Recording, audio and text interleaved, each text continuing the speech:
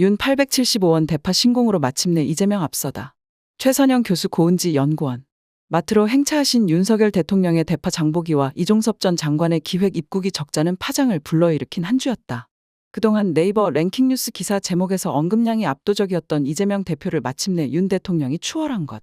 3월 18일에서 22일까지 5일간 네이버 제휴 60개 언론사 랭킹 뉴스 제목에 많이 등장한 10명을 추려본 결과 윤석열 대통령이 622번으로 빈도수 1위였다. 그 다음으로 이종섭 전 장관이 기사 제목에 425번 언급되어 지난주 화제의 중심이 윤 대통령과 이종섭 전 장관에 집중적으로 쏠렸음을 알 수 있다. 이재명 대표는 많이 본 기사 제목에 398번 등장해 지난주 언급량 1위 자리를 윤 대통령에게 내주었다.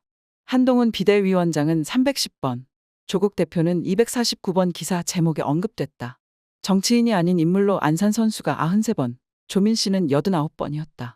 그저 표적 삼은 인물의 사소한 실수나 실언을 꼬투리 삼아 사냥개처럼 달려들어 끝장을 볼 때까지 계속 보도하는 언론을 하이에나 저널리즘이라고 부르기도 한다.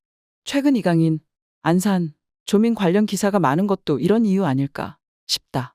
2월부터 네이버 랭킹 뉴스에 올라오는 이른바 흥한 뉴스 제목은 이재명 대표를 부정적으로 언급하는 경우가 상당히 많았는데 이번 주 이변이 일어났다. 윤 대통령은 이종섭 씨 귀국이 부적절하다며 공수처와 대립한 것도 모자라 한동훈 비대위원장과 충돌하는 모습까지 보여 화제의 중심이 되었다.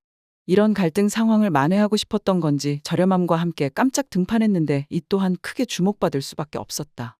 그도 그럴 것이 소비자 가격 5원 단위까지 언급한 꼼꼼함에 놀랐기 때문이다.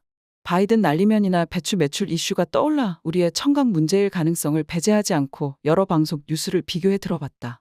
확실히 875원이었다. 875원 자막도 그대로 달려 있었다. 18일에서 22일 윤 대통령이 언론으로부터 압도적인 호명을 받은 까닭은 결국 이종섭과 대파 때문이다. 닉슨의 워터게이트를 빗대어 걸핏하면 이재명 게이트, 대장동 게이트로 불러온 언론이 이 사건을 과연 이종섭 게이트라고 호명할 수 있을는지 궁금하다.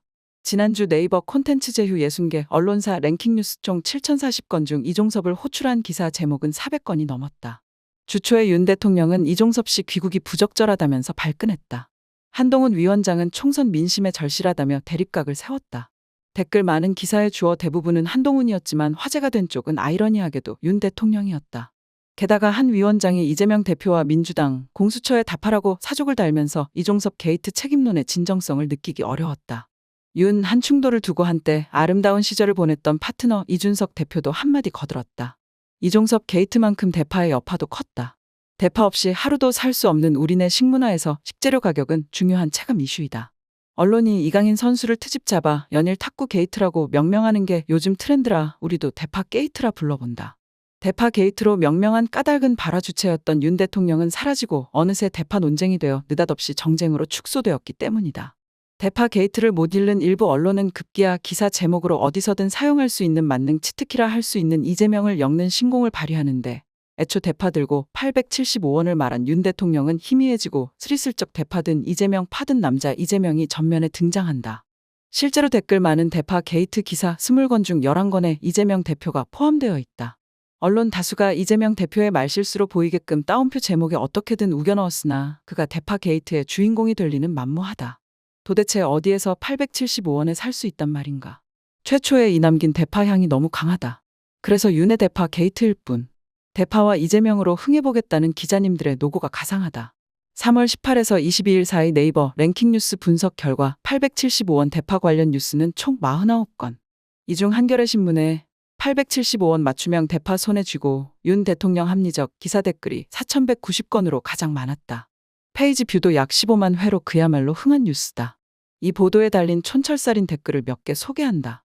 존경하는 대통령님, 제발 내일은 우리 동네 마트 오셔서 파값 좀 내려주세요.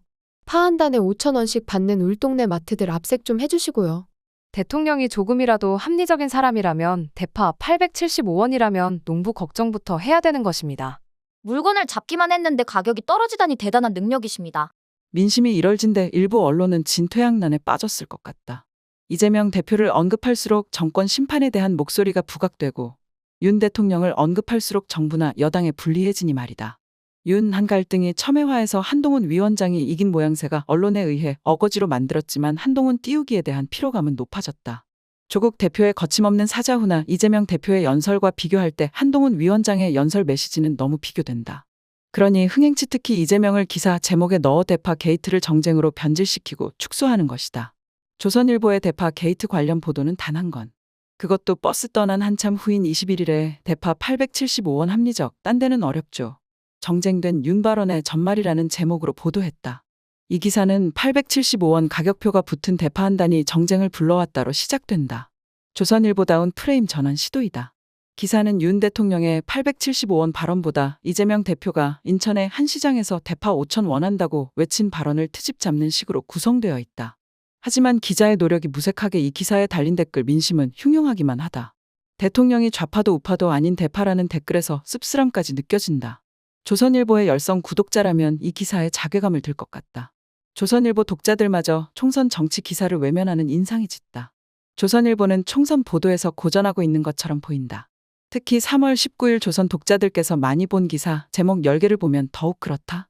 아래 조선일보 갈무리 화면의 1위에서 8위까지 기사 제목은 연예지라는 착각이 들 정도로 가십성 기사 일색이다. 게다가 이들 기사는 연예 섹션이 아닌 세계, 생활 섹션 뉴스로 분류되어 있다. 단 2건인 정치, 사회 섹션 기사도 본문 내용을 가늠하기 어려운 자극적인 제목이다. 총선이 한 달도 안 남은 시점에 가십성 기사가 총선 보도를 압도해 많이 본 뉴스로 나타난 현상은 1등 신문이라고 주장하는 조선일보와 거리가 멀다. 원인은 다양하겠지만 독자들이 조선일보의 총선 보도에 흥미를 잃었거나 열성 독자들조차 설득하기 힘든 정치 기사 때문일 수 있다. 맥 빠지는 총선 기사보다 자극적인 가십성 기사를 데스크도 독자도 선호했을 수 있다. 조선일보가 총선 국면에서 올린 기사 제목은 정치 무관심을 의도적으로 유도하는 게 아닐까 의심할 정도로 선정적이다. 즉각 감정 반응할 수 있는 기사 제목이 한 화면에 나열됨으로써 팝콘 브레인 증상을 야기할 수도 있다. 이런 자극적 기사들을 맥락 없이 연속으로 접하게 되면 우리 뇌의 전두엽은 팝콘이 산발적으로 튀겨지듯 자극받을 수 있어서 정신 건강에 큰 영향을 미칠 수 있다.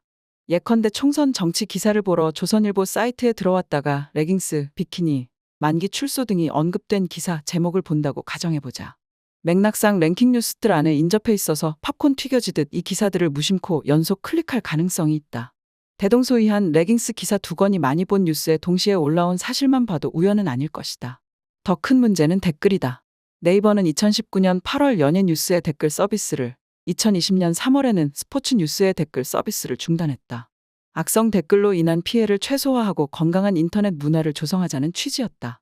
그런데도 조선일보는 네이버 뉴스 정책에 아랑곳하지 않고 연예인 관련 기사를 3개, 생활 섹션에 배치해 댓글 게시판을 열고 있다. 네이버는 조선일보의 이런 편법을 왜 묵인하고 있는지 의문이다. 언론사 스스로 자율적으로 윤리를 지키지 못한다면 네이버의 책임 있는 관리가 필요하다.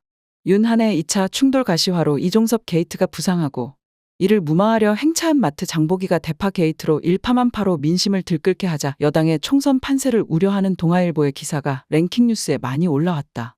네이버 랭킹 뉴스에 올라오는 정치 총선 뉴스 개수 추이도 조선일보나 중앙일보에 비해 더 많은 흐름이었다. 긍정이든 부정이든 이 기사에 공감하는 이들이 꽤 있다고 추론해 볼 수 있다. 동아일보의 19일 기사 용산 리스크의 서울 팔석도 못 건질 판.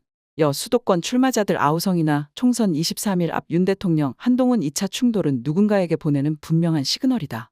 18에서 20일 종이신문 정치 뉴스 중 댓글 많은 기사 20건을 추려본 결과 정부 여당의 충돌이 드러나는 것에 대한 우려와 불안감을 보인 보도가 많았다.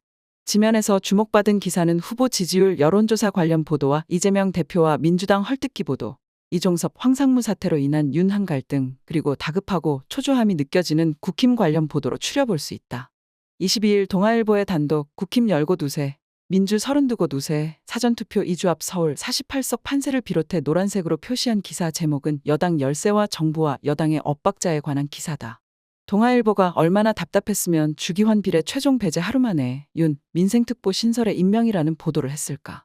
눈치 챙겨 용산이라는 시그널을 계속 발사하는 듯하나 왠지 힘에 붙여 보인다.